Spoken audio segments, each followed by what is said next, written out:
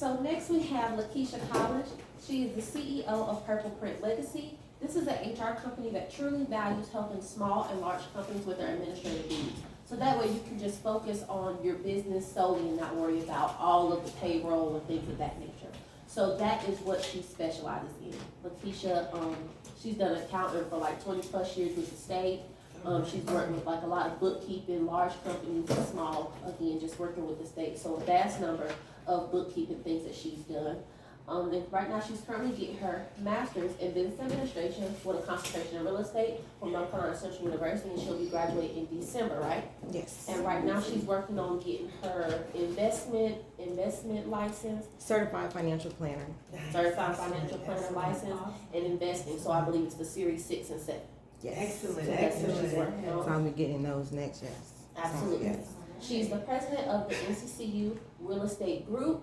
She has been working effortlessly to make sure that we have entrepreneurship resources, that we're building skills, and that we're networking with several real estate people in North Carolina and other areas. Nice. She is also a member of the National Black MBA Association. So the National Black MBA Association. So she had the pleasure of being able to go to the conference last year, and we both went and we had a great time. She was also chosen to go to the ULI conference last year, the Urban Land Institute, with like developers, architects, different people of that nature. And she had a great time and really got to learn a lot and continue to hone in on those real estate skills, those commercial real estate skills. And she just got chosen to attend a business conference with the school in New York in the summertime as well. So that's something that she's going to be able to look forward to. She's also an HBCU Entrepreneurship Research Fellow. And so right now she's researching entrepreneurship and the effects of economic development in local communities. So Lakeisha is also very passionate about creating affordable housing for her community, and also about educating the youth and making sure that the youth have all the opportunities and know that they can succeed. And so she's also a social media influencer, and she uses her platform to spread positivity and encouragement, and she's a loving, caring mother of 4. So without further ado, Lakeisha Collins.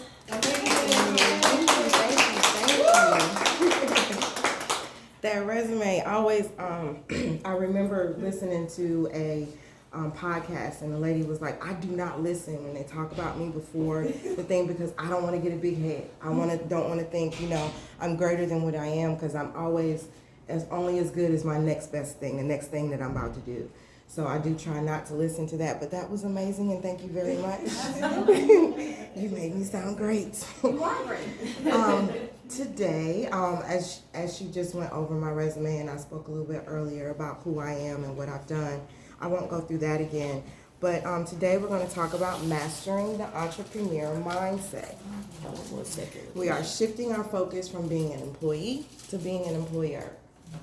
I know that was one of the hardest things that I had to do when I began my business, was not focus on things as from an employee perspective, but from the actual employer or entrepreneurial perspective. Okay. So I am delighted to be here today. We're going to embark on an insightful exploration into the informative and transformative journey from being an employee to embracing the entrepreneurial mindset. Join us as we delve into the intricacies of transitioning from a structured role to the boundless realm of entrepreneurship. In the next 30 minutes, we will delve into understanding the essence of entrepreneurial mindset, explore the transition from being an employee to becoming an employer, and discussing the 3 fundamental pillars of organizational success. We're also going to examine some strategies for balancing those relationships.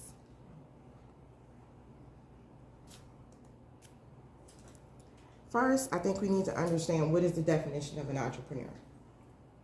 Entrepreneurship is the process of identifying opportunities, taking calculated risks, and creating value by leveraging resources to bring innovative ideas to fruition. Always think of it as, what is the problem that your business is solving?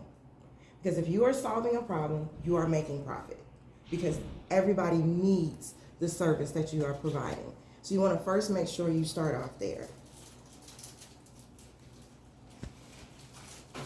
Now I want to get a little bit into the characteristics of the entrepreneurial mindset. First, you want to have innovation. If you're solving a problem, then you need to be able to create the solutions to that particular problem.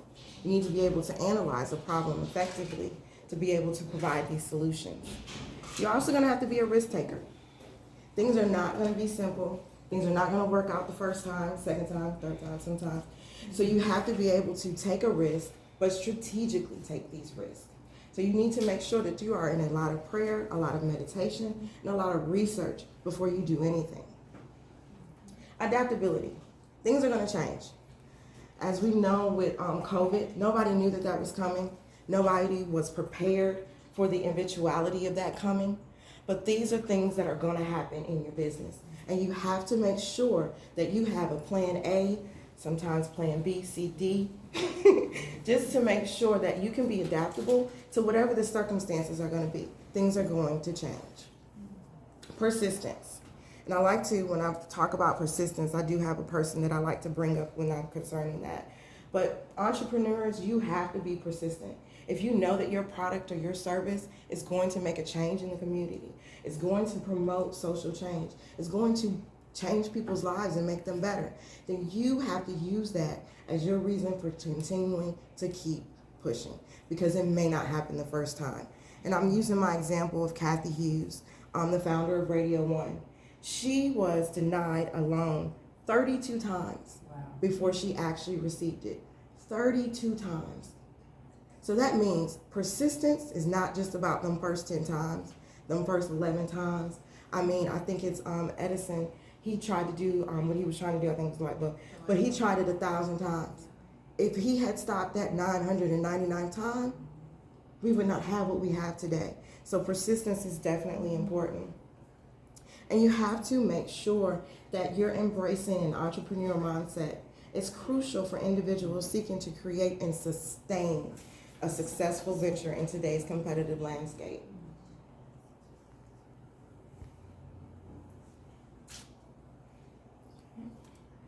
Now I want to talk about transitioning from the entrepreneurial mindset, from the employee mindset to the entrepreneurial mindset. First of all, you're going from following orders to making decisions. That means there is no roadmap. There is nothing that you can look to that's going to tell you exactly how to do the thing that you're doing, because most of the time the thing you're doing is new. Nobody else has ever done it before. So you're creating your very own roadmap. That's why I named my business Purple Print. It's a little play on the word blueprint, because we're creating a plan. We're helping you to strategically plan how to take your business from not even being open to being successful in a Fortune 500 company. We want everyone to succeed. We don't want to be up there at the top by ourselves, so we're trying to bring you along with us. You're also working from limited responsibilities to ownership, and that, I will tell you, ladies, is very hard, because you're going from just running yourself, doing what you have to do, and only being responsible for you, to being responsible for a whole entire company and everything that company does and everything that company says. Even if it's your employee that is speaking for you or on behalf of you, you are responsible for what they say, what they do. If they interact with the customer and give them incorrect information, if they are rude, they are representing your company, and that is your responsibility. And at the end of the day, heavy is the head that wears the crown. You're going from fixed income to unlimited potential. That means that you have an opportunity to go out here and get all the bags, if that's what you want to do. You have this opportunity, and you need to make sure that you wake up every day saying to yourself, I can get those 100 clients that I need. I can sell this product to however many people that I need to. If this is a dollar amount that you're trying to attain, and say you're trying to make $50,000 a month, I'm just going out here. Let's just say that that's your goal. Then you need to wake up and say, okay, this is the amount that I need to make every day. This is the amount I need to make every week. And I'm going to hit this goal. There is no room for saying, I can't do, I will not do. It is, I am going to do, I am this person. Fear of failure. This is how you overcome your challenges. And one of the biggest challenges that I know any woman or any person or entrepreneur can have is the fear of failure. Nobody wants to fail. Nobody wants to get into business and not succeed and not get to the place where they're trying to go. So you have to make sure that your mindset is on, I am not going to fail. This idea may fail. The way that I'm doing it may fail. I may have to change things. I may have to be adaptable. But I will not fail. You can't be in your comfort zone. You have to get out of your comfort zone. And I will tell you, ladies, today, this is me getting out of my comfort zone. I am more comfortable behind a computer telling some people things, or over a phone telling people things. But being in your comfort zone is not going to help you grow. And is not going to get you to where you're trying to go. So you have to be willing to say, you know what, I will show up at that conference even if I don't know anybody there, even if I am scared, even if, I heard Ayanla say one time, if you don't have just a little bit of pee running down your leg, then what you're trying to do is not big enough. You need to make sure that what you're doing scares you so much that you want to get it that bad. Financial risk. Our lovely lady spoke to us about all the different ways that you can get business credit. You need to make sure that you research these things thoroughly, that you work with individuals that can get you to the place that you need to be. We don't know everything. So we're going to have to go outside to find different people, to network, to make sure that we find the information and resources that we need so we can get to where we're trying to go. Now we're going to transition into strategies for a successful transition. Self-belief and confidence. One of the very first things that I had to work on before starting my business was my confidence and my belief in myself. At the time that I started Purple Print, I had just graduated from getting my bachelor's degree from Shaw University. I was excited to begin and get started. I didn't really have as much information as I probably should have had from the beginning, but I knew what I wanted, and I was determined to get it. So you have to make sure that you believe in yourself. God believes in you. There's scriptures and everything that you can go to, and I suggest you do read those on a daily basis. Have your affirmations, the things that you tell yourself, because the world is going to tell you can't make it. The world is going to tell you are not good enough, and you have to tell yourself. You can't depend on the next man to tell you. This business is not going to tell you until you're making a profit. You can't wait that long. You need to know before then that who you are is enough to make to wherever you want to do. You're going to have to do continuous learning and skill development. I am proof of that. Here I am at 42, about to be 43, and I'm still in school. I am still learning. I am still trying to get as much information as I possibly can, because at the end of the day, the more you know, the more you can do. There are things that you might need to know, things that can spark a thought or a process of things that doesn't have anything to do with your business. So I'm not telling you to go out here and only research things that concern your business. You may learn something or read something that has something to do with science or something to do with technology that may help you in your business. So be well-rounded in what you know and who you know. And don't just, if you are a realtor, don't just associate with other realtors. Associate with people from other different avenues and different walks of life. Your skills and your skills and the learning that you have doesn't just have to come from a book. There are various different places that you can learn information. I tell people all the time, YouTube is an exciting place that is free to learn as much information as you can. You know there are scammers there. You have to make sure that you do your due diligence. Go to trusted, reputable websites like the SBA and different things to make sure that the information that you are gathering is correct.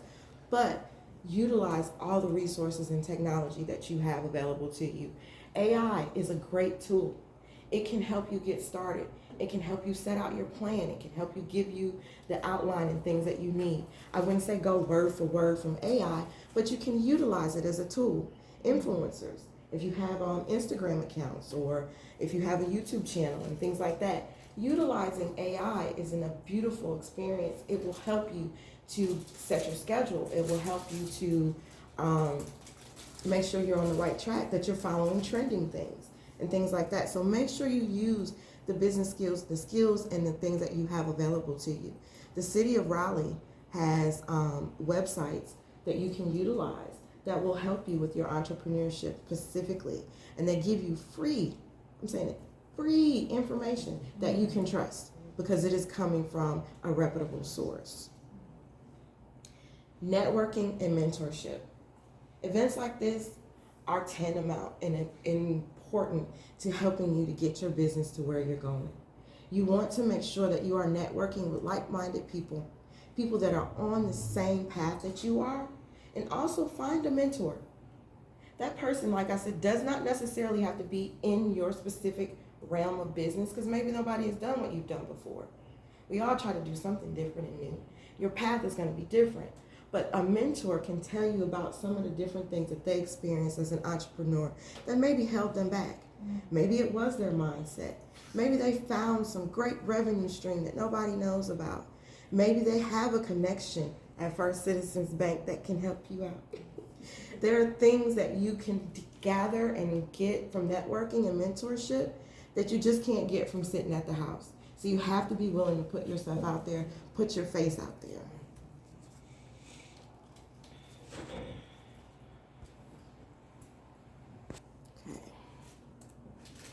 Now we're going to transition into talking about the 3 pillars of organizational success. In organizational success, you want to make sure that you have those 3 pillars and that all 3 pillars are balanced. And I'll explain what they are. The business is one of the 3 pillars. And this is where you're going to define your vision and your mission. Have a mission. Make sure that you are going after something specific. Do not start a business just to make profit.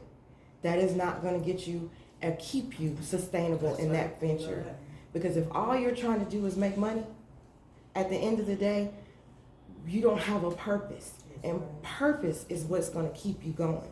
Purpose is what's going to keep you in that entrepreneurial mindset and keep you focused on what you're doing. And that always starts with the mission. That's why I said at the very beginning, what problem does your business solve? Establishing clear goals and strategies. You want to make sure that you have macro goals and micro goals. So what's your big overall goal? And then you want to break that down. And then you want to break that down into daily chunks. So every day, okay, I know what my macro goal is. My micro goal for today is to do X, Y, and Z. So you get those things done because you're more focused and you're more intentional and you know exactly what it is you're trying to do. You also want to manage your resources wisely and efficiently. If you know that you only have $1,000 to put towards a particular project or venture that you're trying to complete in your business, you want to make sure that you have a spreadsheet that is dedicated specifically to that amount of money, that you know exactly what you're spending and how you have spent it and how it actually affects your goal. If you're spending money and that money that you've spent does not move your progress forward, does not take your venture further, then you don't need to do it. It might be something cool you saw, but you need to make sure that the money makes sense. Your employees. Your employees, I believe, is the number one resource right now that is being not utilized properly and not being appreciated. We want sustainable businesses. We want to make sure that the businesses that we have, we're passing them on to our children because this is our legacy. This is what we're leaving behind in the earth. So you're going to make sure that you hire employees and you treat them well. One of the best things that I've seen on social media as far as employees are concerned is, I don't know if anybody follows her, but Judy, the real big booty Judy. But not necessarily her name, but what I liked was what she did for her employees. She's in a profitable season right now, and she made sure that she gave her employees extra perks on top of their regular pay, that she appreciated them, and she heard what they said. One of her employees didn't have a vehicle, so she bought them a car, and not just a car, but their dream vehicle, because she listened and she heard, this is a need that my employee has, and I can fulfill this need. When your employer is fulfilling your needs, then they're able to focus as an employee on your company. They're able to focus on your customers. They're able to give their full and their all. But if your employees are sitting here thinking, I don't even know how to pay my rent today, I can't figure out how I'm going to feed my kids, then their number one focus is not your company. It is not your business. And they are not going to be able to help you. So you want to hire good employees, but you want to retain good employees. Make sure that the benefits that you are providing them benefit them as well as the company as well. You want to foster a positive work culture. You want your employees to come to work every day with the mindset that I love my job. I love what I do because I'm helping people. That goes back to your mission. If your employees not only have read your mission and signed a little piece of paper and say, I read it, no, they need to know it.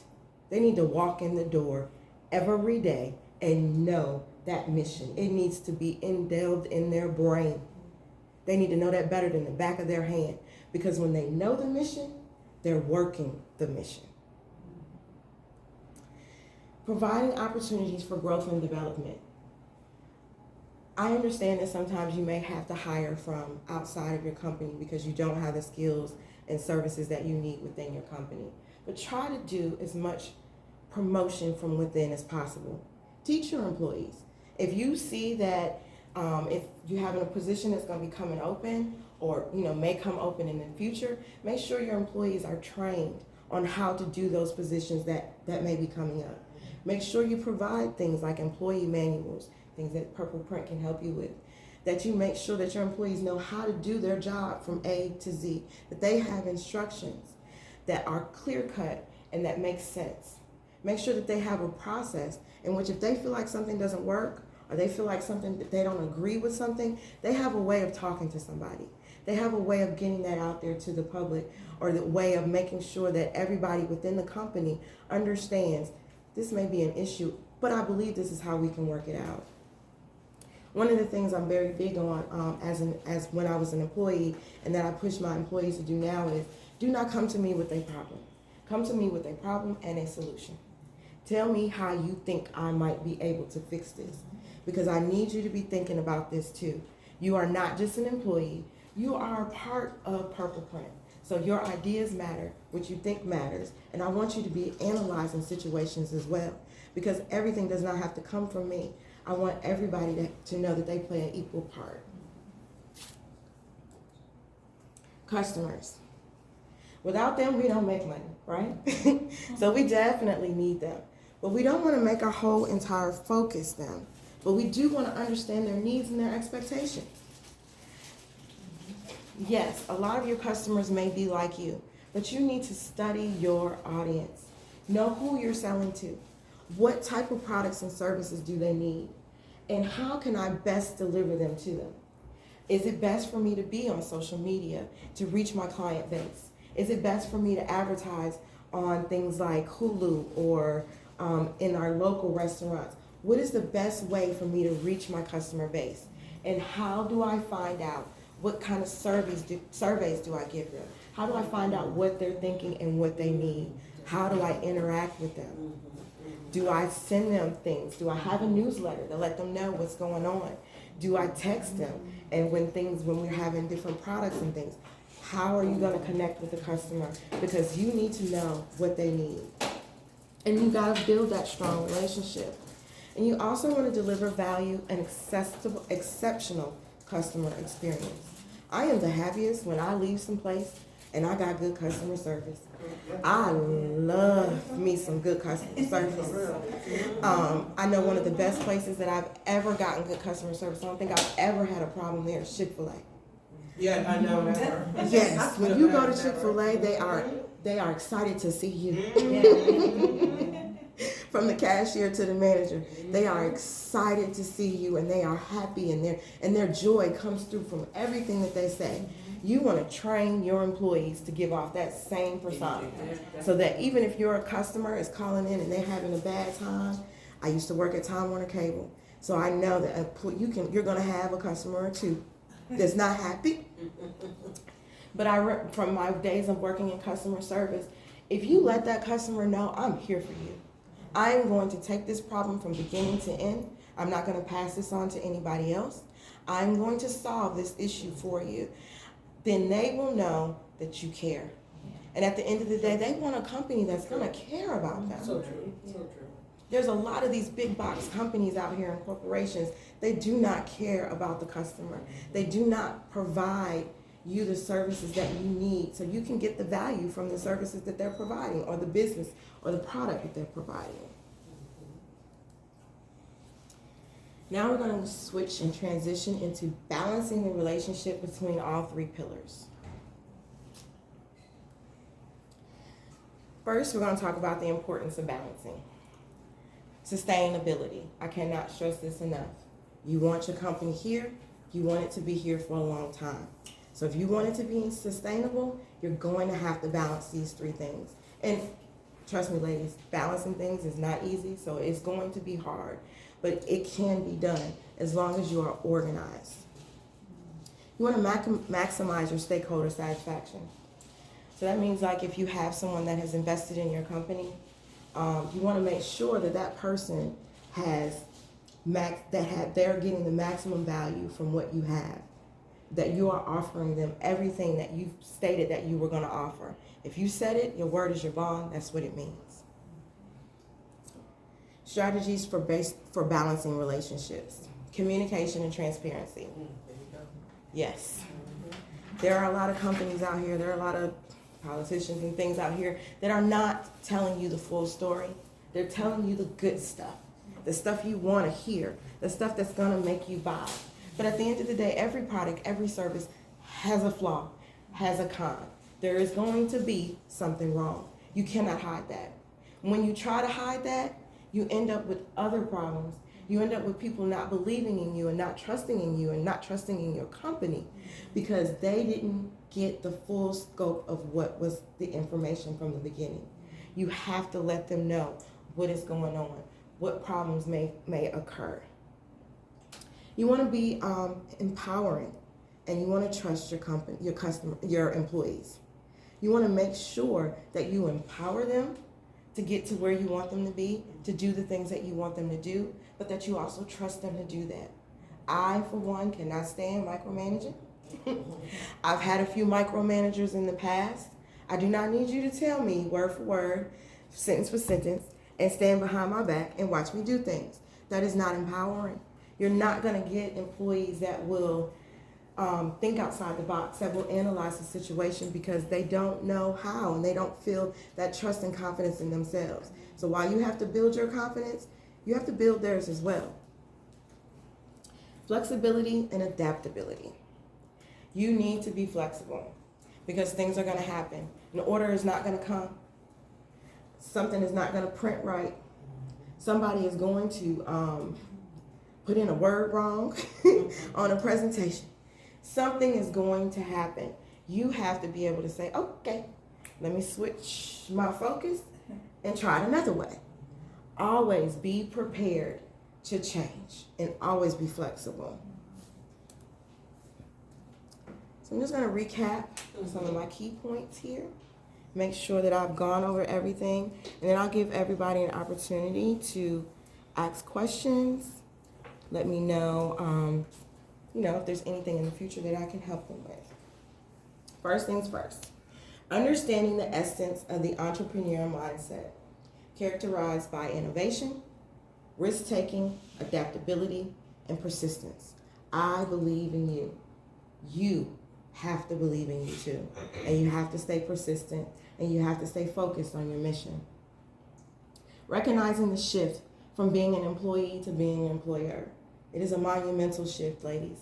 It will take time for you to get that in your mind, for you to realize, I am no longer the employee. I cannot pass this off to somebody else. It's me all day long. Yes. You have to make the decisions. You are the owner, and you have to realize your unlimited potential. Amen. Amen. Yes. Amen. Overcoming challenges. So we don't have no fear makers in here. No spirits of fear. That's right. What we have, we gonna claim that. That's right. No spirits of fear. We are staying out of our comfort zone. Comfort, nope, don't need that. For the people in the back, we staying out the comfort zone. Okay? And we're going to embrace our self-belief. We are going to be continuous learners. And we're going to network. We're going to recognize that it takes our business, this mission that we are on, the mission that God set us on, the purpose that we know we have. We're going to take our employees that we're going to train, we're going to love, we're going to make sure that we motivate and empower, and our customers, the ones that we want to help, because those are what we really should want to do. We want to help and we want to serve, and we want to serve those customers. We're going to take those three things and we're going to balance it, and we're going to make sure that we have strategies for achieving that balance, including things like communication, empowerment, flexibility, and ensuring that we have long-term sustainability and stakeholder satisfaction. I want to encourage everyone to embrace the entrepreneurial mindset. Seize these opportunities. 2024 is going to be an amazing year for entrepreneurs. It is an amazing year for entrepreneurs. I want everybody to get in on this. I'm dragging everybody to conferences. When I go somewhere, I don't just speak for myself. As Maya Angelou said, I'm not just standing here by myself. I got 10,000 people standing behind me. That's right. Amen. That's right. I am standing here for my ancestors. I'm standing here for my kids. Amen. I'm standing here for my grandkids that ain't even got here yet. Because I know that I am the hope and the dream of the slave. That's right. Amen. Yes. So, that's my presentation. Right.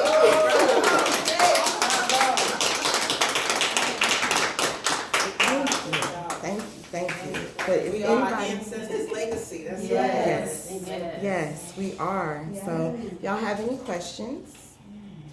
If Yeah. you don't, No, I love what you said too, because that's something that I've even been struggling with. 'Cause I'm on a transition of leaving my 9 to 5 and doing my business full term. And it gets scary at times because I know I have to put myself out there more. Like this definitely helped. Thank you.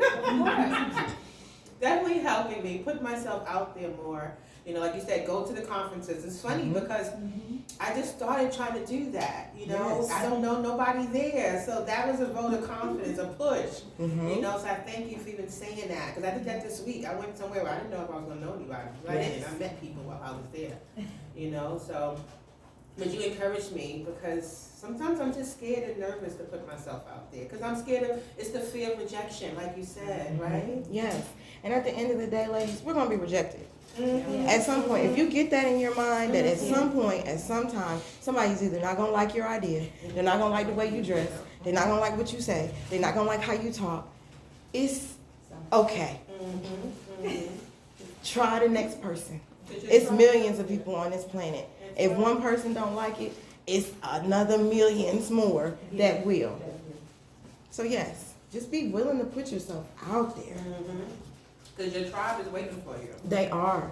And that's another thing. Realize that your tribe is waiting on you.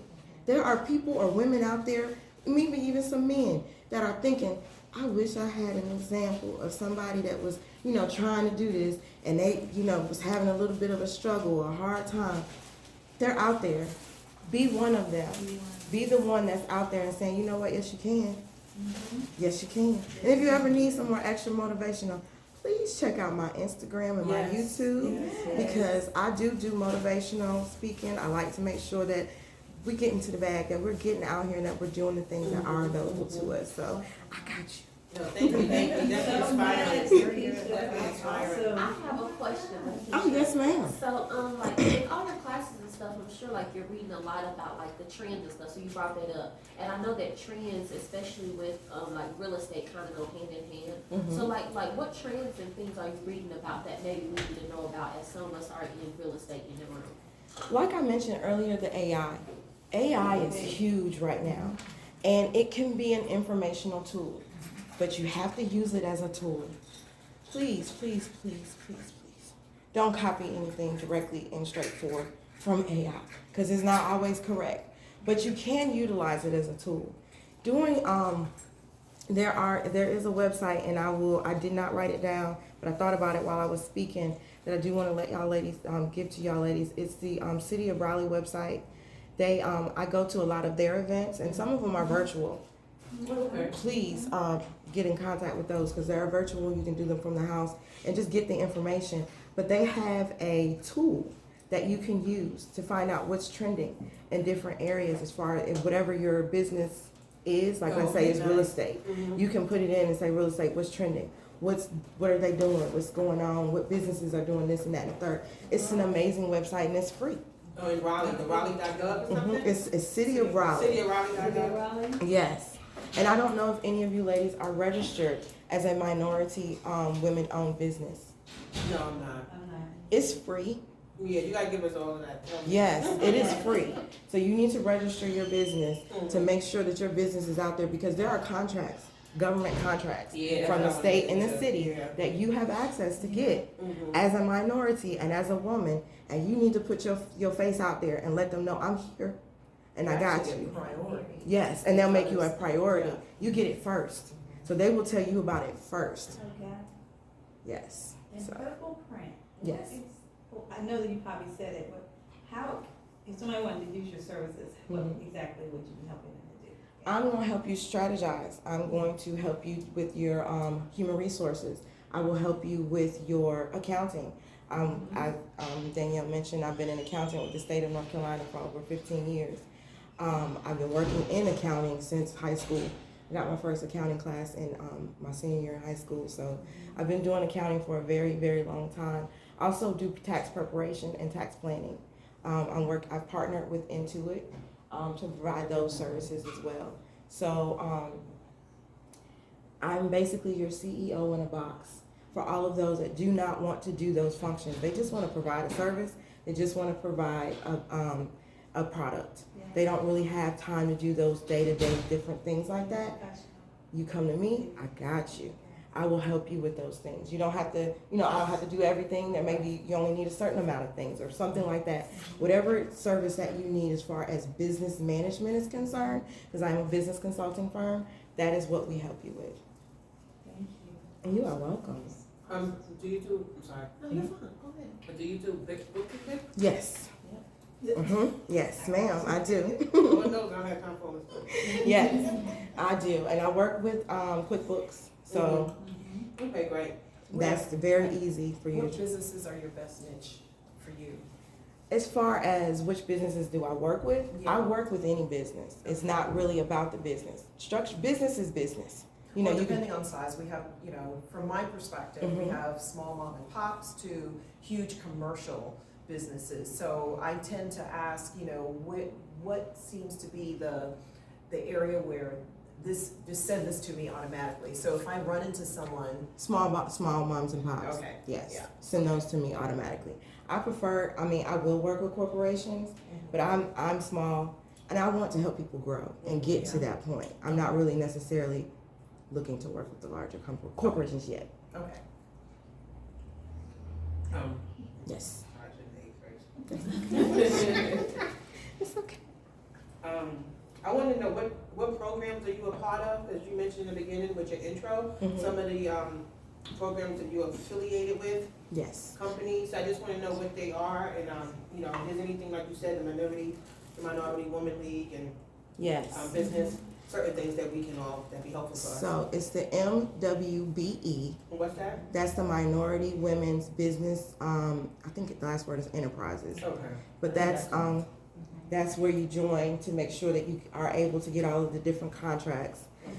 And I will get everybody's email information, and I can definitely send you the name of the person that I utilize, my contact person, and her email address, so that you can get enrolled and everything in that. I'm also a part of the NBMBAA, which is the National Black Masters Business Administration Association. And they are amazing resources. They have all of these different Black MBAs that have different fields that they're working in that can help you. You can get mentorships and internships and jobs through them. So that is a great association as well. I am the president of the NCCU Real Estate Club. Our goal is to make sure that we train up the next generation that's coming behind us, and that we create opportunities for us, those of us that are currently working in real estate. I was a former state employee, so I do have some connections with state employees. I am also working right now to be a member of T-Crew, which also works with real estate. So that is an amazing place to work. They are women that work with real estate. Triangle Commercial Real Estate Women. Yes. Oh, okay, Thank you. nice, thank you. And I wonder, I just realized I have a commercial broker. I wonder if she's a part of that.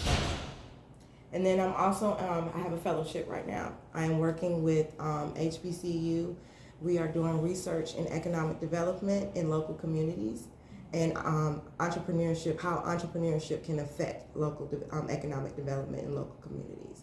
So basically we are trying to come up with a research paper that will help people to build up these communities in which we have lived that are underserved. I'm originally, like I said, from Buffalo, New York. I don't know if anybody remembered when they did the supermarket shooting, that the reason he picked that place was because it was a very underserved neighborhood for Black people. That's where I was from. My grandmother lived literally right around the corner from that place, and my family that's still there could have potentially been in the store. Thank God that they weren't, but that's my neighborhood. That's my home. And I want to make sure that I give those children that are still there, my friends that are still there, opportunities. I was able and fortunate enough to be able to come to North Carolina because of my grandma. She was born and raised right here in Franklin County, where they got one stoplight. That's where I live now. I like Yes, she is one of 12 kids, and she moved to Buffalo, New York, a long time ago. But she, when I went to school and I decided to go to NC State, everybody came with me. Yeah. So I was blessed in that respect, but I still have family at home that I want to help. Still have friends at home that I want to help. And I don't want my community to continue to go down. Plus, I live in a community right now. I live on the east side of Raleigh that is not necessarily the best. I don't know if y'all saw about the child that got stabbed at school at Southeast Raleigh High. My daughter attends that school. wow, okay. Thank you. So I just want to make sure that entrepreneurship, economic development, and things like that occur in these underserved neighborhoods at its highest potential. Yes. Awesome. Anybody have any other questions for Lakeisha?